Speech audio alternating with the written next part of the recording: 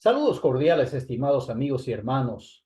Seguimos con la serie con el objetivo de conocer los atributos que transformaron a Jesús el Galileo en una entidad divina inigualable. El estudio, como siempre, es presentado con una exégesis neutra e independiente, fuera de toda confesión religiosa y libre de cualquier dogma. Recordemos que según los evangelios sinópticos, Jesús el Galileo fue un revolucionario judío que se levantó contra Roma y fue ejecutado por el imperio por el delito de sedición. Después de su muerte fue convertido en un mártir, se le atribuyó una serie de milagros y se forjó la creencia de que intercede por las necesidades de sus devotos. Fue declarado Hijo de Dios y se le nombró el Salvador del mundo, y es venerado como uno de los tres dioses de los cristianos. Así que un sedicioso fue transformado en el dios oficial del Imperio Romano mediante un largo y enmarañado proceso que duró más de 300 años. Este proceso de beatificación y canonización es bastante común en la Iglesia Católica y sigue el mismo patrón de Jesús el Galileo. Primero, se le atribuyen sanaciones milagrosas. Segundo, se documentan los testimonios de los referidos milagros, como los evangelios. Tercero, es declarado beato o beata por el Papa. Cuarto y último paso, la canonización del candidato. Canonización es el acto pontificio por el que el Santo Padre declara que un fiel alcanzó la santidad. Por la canonización se autoriza al pueblo cristiano la veneración del nuevo santo de acuerdo con las normas litúrgicas.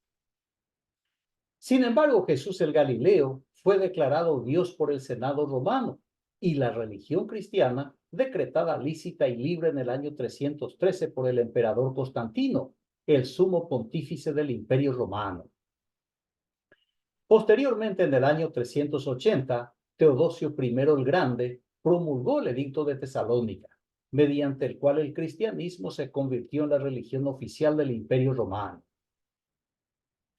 Muy bien, con esta visión panorámica, veamos otro nuevo atributo otorgado a Jesús el Galileo con el fin de robustecer artificialmente su figura divina. Jesús, el último Adán. El texto eje alrededor del cual gira el estudio es 1 Corintios capítulo 15, versículo 45. Dice allí Pablo, en efecto, así es como dice la Escritura, fue hecho el primer hombre, Adán, alma viviente, el último Adán, espíritu que da vida. El primer relato sobre la creación que está en Génesis 1 es una narrativa monárquica, donde Adán representa al rey Zorobabel, el impulsor de la fase posexílica, con el retorno de los prisioneros residentes en Babilonia. De modo que Adán no es el primer ser humano creado como enseña la Iglesia, sino que es el líder de la nueva tierra de Judá, cuyo nuevo periodo se inicia a fines del siglo VI antes de la era común, hace aproximadamente 2500 años. Otro dato relevante es que la élite sacerdotal que regresó a Jerusalén estaba familiarizada con el mito de Adapa, la deidad sumeria de la sanación que fue creada por el dios Ea. En la narración de Adapa, el héroe tenía sabiduría, pero no la inmortalidad. Había pecado contra los dioses y debía ser castigado. Como resultado de su pecado, pierde la oportunidad de comer ciertos alimentos que le habrían otorgado la inmortalidad.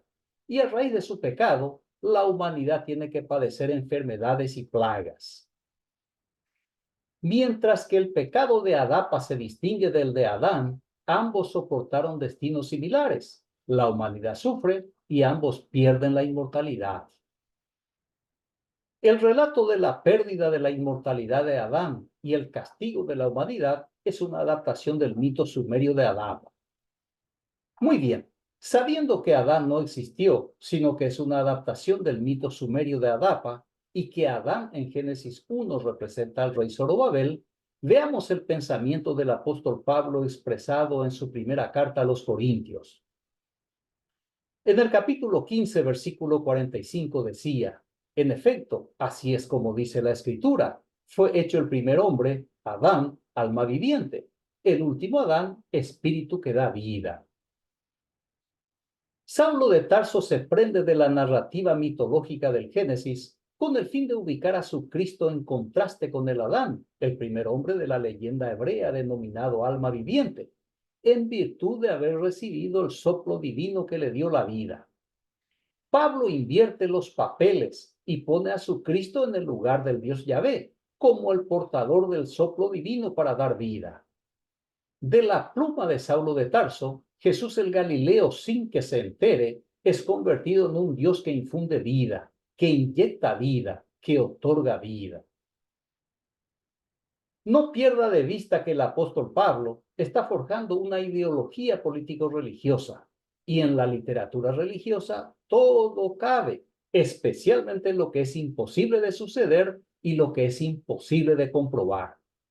Por esa característica fantasiosa, el pensamiento de Pablo pertenece al ámbito de la creencia, de la fe, de la superstición, de la ilusión.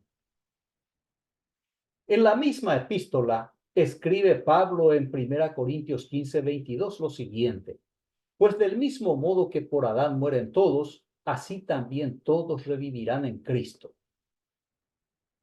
El apóstol cita la narrativa mitológica del Génesis de que la muerte del ser humano es un castigo divino por la desobediencia del primer hombre creado a imagen de los dioses.